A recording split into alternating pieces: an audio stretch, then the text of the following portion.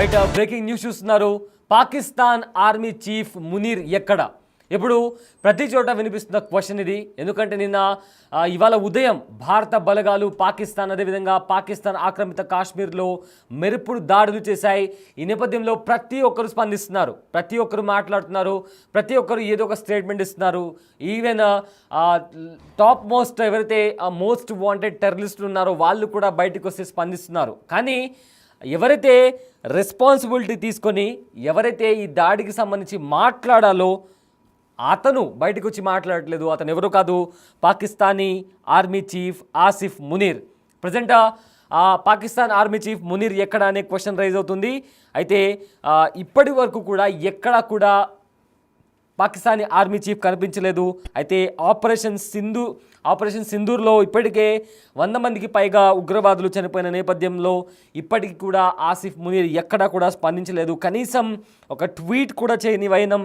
అయితే ఆపరేషన్ సింధూర్లో జరిగిన నష్టంపై మీడియా బ్రీఫింగ్కు కూడా ఎందుకు రాలేదు అన్న క్వశ్చన్ ఇప్పుడు వినిపిస్తుంది. అదేవిధంగా ఆర్మీ మేజర్తో మీడియా బ్రీఫింగ్ కావచ్చు, లేదా ప్రభుత్వాలతో చర్చలకు సంబంధించి కావచ్చు, ఎక్కడా కూడా పాకిస్తానీ ఆర్మీ చీఫ్ ఆసిఫ్ మునీర్ కనిపించలేదు. అయితే ఎక్కడున్నాడు, అసలు ఉన్నాడా, పారిపోయాడా అనే క్వశ్చన్స్ కూడా రైజ్ అవుతున్నాయి. ఎందుకంటే పహల్గామ్ ఉగ్రదాడి జరగడానికి ఎగ్జాక్ట్ ఒక 7 రోజుల ముందర కూడా ఆసిఫ్ మునీర్ చాలా తీవ్రమైన ఘాటు వ్యాఖ్యలు చేశాడు, హేట్ స్పీచ్ ఇచ్చాడు.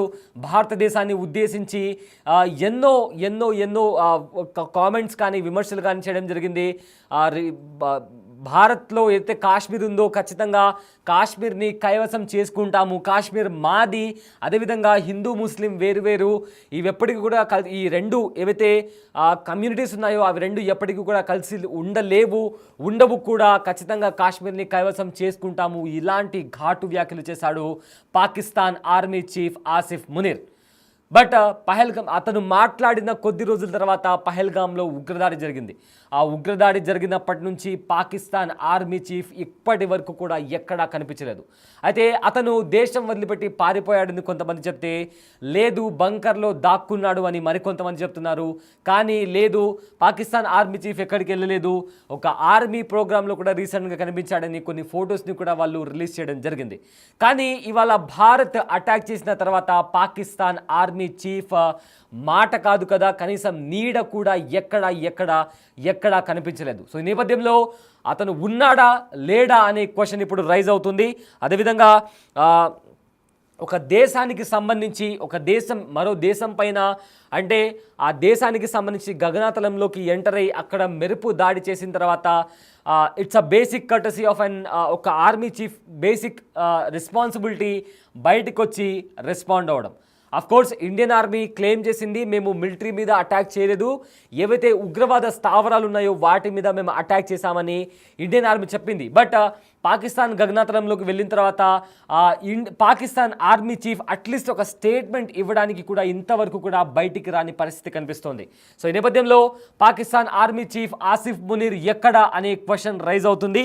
దీంతోపాటు అతను ఉన్నాడా లేడా, ఎక్కడికైనా పారిపోయాడా, అది లేకుంటే మొత్తానికే అసలు ఈ భూమి మీదనే లేడా అన్న క్వశ్చన్ కూడా రేజ్ అవుతుంది. అయితే ఇప్పటికీ కూడా చాలా రోజుల నుంచి ఒక రహస్య బంకర్లో ఉన్నాడు అనే ఒక సమాచారం బయటకు వస్తుంది.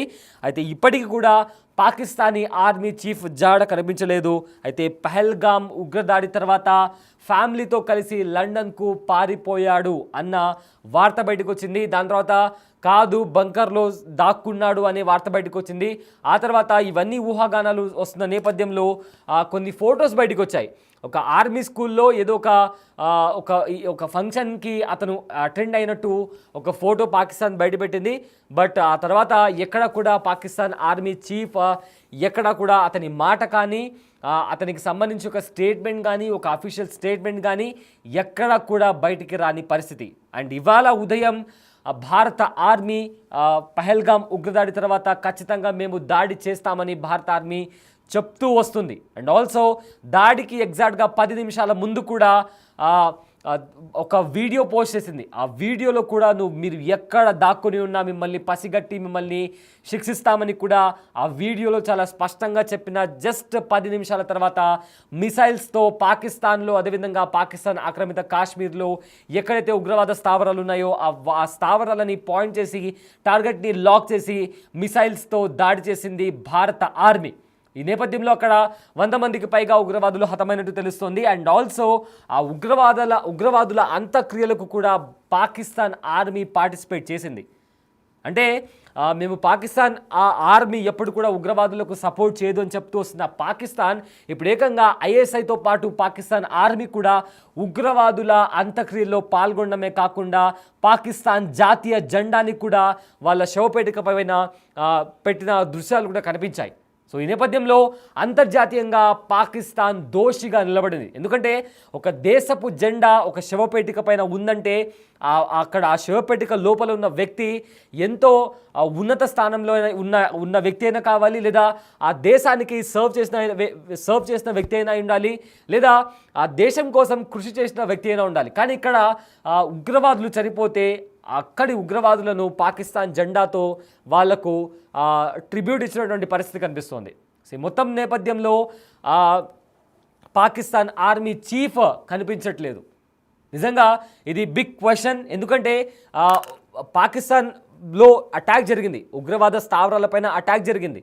ఈ నేపథ్యంలో పాకిస్తాన్ ఆర్మీ చీఫ్ బయటకు వచ్చి దీనికి సంబంధించి జాయింట్ బ్రీఫింగ్ ఇవ్వడం కానీ, ఈ అటాక్కి సంబంధించి ముందస్తు చర్యగా వాళ్ళు అటాక్స్ని ఎలా తీసుకుంటున్నారు, ఫర్దర్గా వాళ్ళు ఏం చేయబోతున్నారు, అండ్ దీన్ని ఫర్దర్గా పాకిస్తాన్ ఆర్మీ ఎలా దీనికి సంబంధించి స్టెప్స్ ఎలా తీసుకోబోతుంది అని దానికి సంబంధించి ఏ దేశంలో అయినా ఇది జరిగే బేసిక్ ఒక చర్య లాంటిది. కానీ ఇప్పటి వరకు కూడా పాకిస్తాన్ ఆర్మీ చీఫ్ ఆసిఫ్ మునీర్ ఎక్కడా కూడా కనిపించకపోవడంతో ప్రతి ఒక్కరిలో వినిపిస్తున్న question, Pakistan army chief Asif Munir ఎక్కడ, అసలు ఉన్నాడా, వేరే దేశానికి పారిపోయాడా అనే క్వశ్చన్ కూడా ఇప్పుడు రైజ్ అవుతుంది. దీంతో ఆసిఫ్ మునీర్ అజ్ఞాతంలోకి వెళ్ళిపోయాడు అని కూడా సర్వత్రా ఇదే చర్చ నడుస్తోంది.